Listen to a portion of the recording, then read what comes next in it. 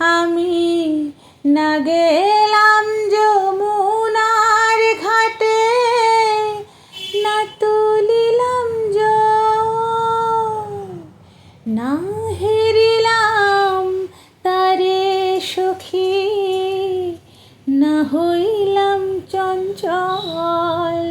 আমি না গেলাম যমুনার ঘাটে।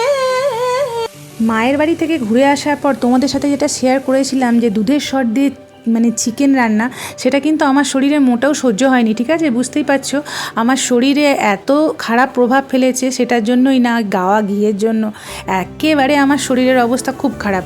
তো সে কারণে আজকে ডিউটির লাঞ্চটা না ভীষণ সিম্পল করছি, ছোলার ডাল দিয়ে মোচার তরকারি বা ঘন্ট তোমরা যেটা বলতে পারো, এবং সম্পূর্ণ নিরামিষ, আর ডিম আলুর কারি আর কাঁকরোল ভাজা। আর এই লাঞ্চ বক্সগুলো না কাল মিত্রবাবু এনেছে, দারুণ কাজে জানো তো।